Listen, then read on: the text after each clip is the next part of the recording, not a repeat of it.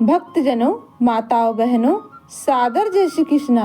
हमारे YouTube channel पर आप सबका बहुत बहुत स्वागत है। मैं श्रावणी चौबे, आप सभी भक्तजन मेरा प्रणाम स्वीकार करें। सबसे पहले आप सभी भक्तजनों, माताओं, बहनों को रवि प्रदोष व्रत की बहुत बहुत शुभकामनाएं और बधाइयाँ। भगवान शिव शंकर की कृपा आप पर बनी रहे, आप लोग सुखी रहे, मस्त रहे और जीवन में प्रगति तथा उन्नति को प्राप्त करते रहें। इस बार भाद्रपद शुक्ल पक्ष प्रदोष का व्रत 15 सितंबर 2024 रविवार के दिन रहेगा और रविवार के दिन पढ़ने से यह रवि प्रदोष व्रत कहलाएगा। हमारे सनातन धर्म ग्रंथ स्कंद पुराण में प्रदोष व्रत का उल्लेख पाया जाता है। उसमें कहा गया है कि जो भी भक्तजन माताएं बहनें प्रदोष का व्रत करते हैं, पूजन पाठ करते हैं या प्रदोष व्रत कथा सुनते हैं, उनकी जन्म जन्मांतर के सारी इच्छाएं पूर्ण हो जाती हैं और प्रत्येक माह के दोनों पक्षों में द्वादशी तिथि के दिन जब संध्या काल में त्रयोदशी तिथि विद्यमान रहती है, उसी दिन प्रदोष का व्रत किया जाता है और पूजन पाठ किया जाता है। प्रदोष का व्रत भगवान शिव जी को समर्पित है। इस व्रत को करने वाले भक्तजनों पर भगवान शिव शंकर अति प्रसन्न रहते हैं। भक्तजनों, माताओं, बहनों, अब हम आपको रवि प्रदोष व्रत की दिव्य और ज्ञानमय कथा सुनाने जा रहे हैं। इस कथा को अंत तक सुनिएगा और सुनने के बाद ज़्यादा से ज़्यादा लोगों को शेयर भी कीजिएगा, जिससे सभी भक्तजनों, माताओं, बहनों को इस कथा का पुण्य लाभ प्राप्त हो सके और इस कथा को शेयर करके आपको असंख्य पुण्य प्राप्त हो सके। बोलिए शंकर भगवान की जय। स्कंद पुराण में वर्णित एक कथा के अनुसार प्राचीन काल में एक विधवा ब्राह्मणी अपने पुत्र को लेकर भिक्षा लेने जाती है। एक दिन वह भिक्षा लेकर के लौट रही थी तो उसे नदी के किनारे एक सुंदर बालक दिखाई दिया, किंतु वह नहीं जानती थी कि वह बालक कौन है। दरअसल वह बालक विदर्भ देश का राजकुमार धर्मगुप्त था, जिसे शत्रुओं ने अपने राज्य से बाहर करवा दिया था। एक भीषण युद्ध में शत्रुओं ने उसके पिता को मार करके उसका सारा राजपाट हरण कर लिया था। तत्पश्चात उसकी माता की भी मृत्यु हो गई थी। नदी किनारे बैठा वह बालक बहुत उदास लग रहा था, इसलिए ब्राह्मणी ने वह बालक अपना लिया और उसका पालन पोषण किया। अब वो उसे ठीक उसी प्रकार से प्रेम करती थी जैसे अपने स्वयं के पुत्र को करती थी।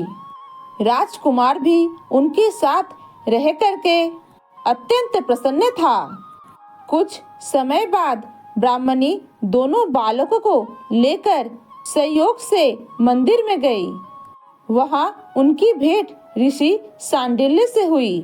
ऋषि सांडिल्य उस समय के विख्यात ऋषियों में से एक थे, जिसे सब कोई जानता था, मानता था और उनकी बातों का सम्मान करता था।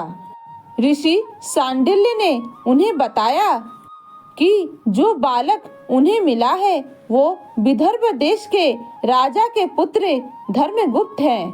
राजा तो युद्ध में मारे गए। तत्पश्चात उनकी रानी अर्थात इस बालक की माँ, उनको भी काल ने वशीभूत कर लिया। उनको एक ग्रह ने डस लिया है, खा लिया है।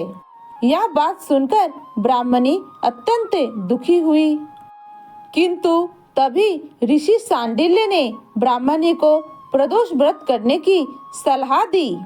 ऋषि की आज्ञा से दोनों बालकों ने भी प्रदोष व्रत करना आरंभ कर दिया। सभी ने ऋषि के द्वारा बताई गई विधि विधान से प्रदोष व्रत संपन्न किया, किंतु वह नहीं जानते थे कि यह व्रत उनको कौन सा फल देने वाला है। एक दिन दोनों बालक वन में खेल रहे थे। तभी उन्हें कुछ गंधर्व कन्याएं नजर आईं। ब्राह्मण बालक तो घर लौट आया, किंतु राजकुमार धर्मगुप्त वहीं पर रह गए।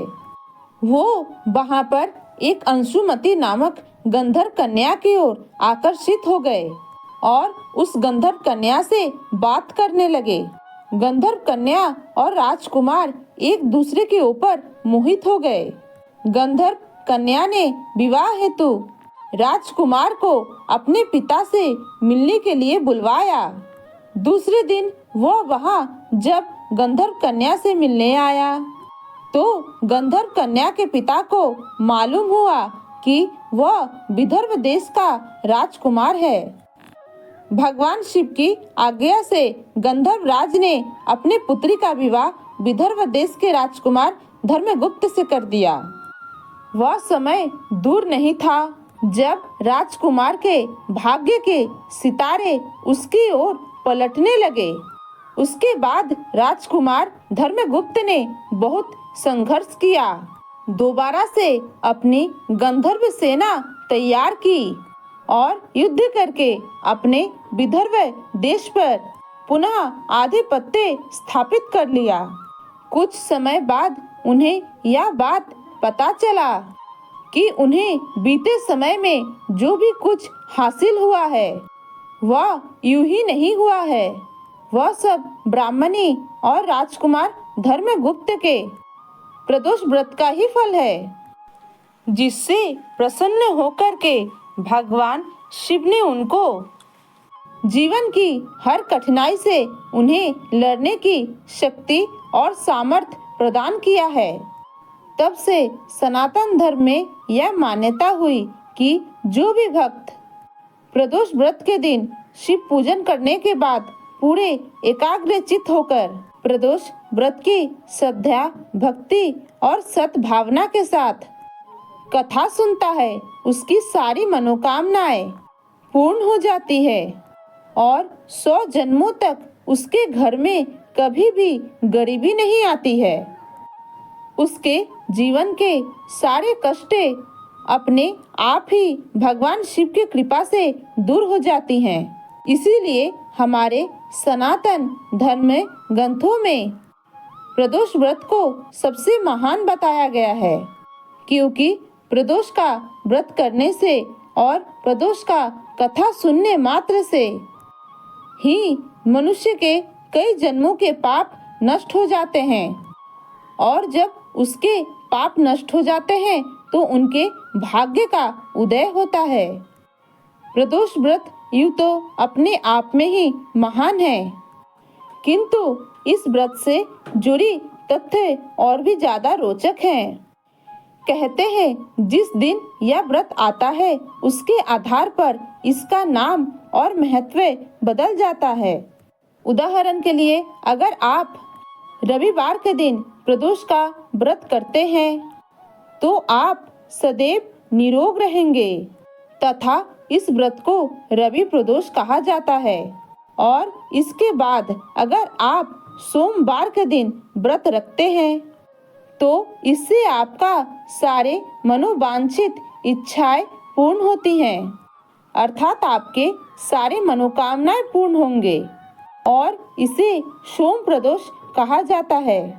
इसके बाद मंगलवार के दिन प्रदोष व्रत रखने से रोग से मुक्ति मिलती है, शत्रु पीड़ा समाप्त होती है और आप स्वस्थ रहते हैं और आपको आरोग्यता प्राप्त होती है और इसे भौम प्रदोष कहा जाता है।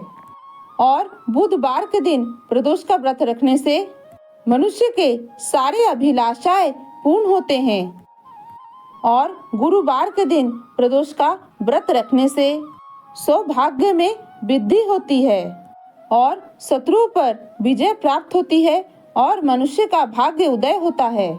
और शुक्रवार के दिन प्रदोष का व्रत रखने से इससे आपका भाग्य जो है कई गुना अधिक वृद्धि करता है। और अंत में आता है शनिवार का दिन। अगर आप शनिवार के दिन प्रदोष का व्रत करते हैं। इसे शनि प्रदोष व्रत कहा जाता है। शनि प्रदोष व्रत करने से संतान की प्राप्ति होती है और मनुष्य की सारी मनोकामनाएं पूर्ण हो जाती हैं। प्रदोष काल के दिन संध्या काल में त्रयोदशी तिथि में आपको भगवान शिव तथा उनकी समस्त परिवार की पूजन पाठ करना चाहिए और उनसे हाथ जोड़ के करबद्ध निवेदन करना चाहिए कि हे प्रभु, आप हमारे सारी मनोकामनाओं को पूर्ण करें और हमारे घर में सदैव लक्ष्मी विराजमान रहे और दसों दिशाओं से माता लक्ष्मी का आगमन हमारे घर में हो। धार्मिक मान्यताओं के अनुसार ऐसा कहा जाता है कि जिस भी दिन आपको प्रदोष व्रत करना हो उसी बार को पड़ने वाली त्रयोदशी का चयन करें तथा उसी बार के अनुसार कथा पढ़े या सुने। यह अत्यधिक फलदायी सिद्ध होता है। इस दिन आप फलाहार करके व्रत का पालन कर सकते हैं। फलाहार आप 1 बार, 2 बार, 3 बार कर सकते हैं, इसमें कोई दोष नहीं है।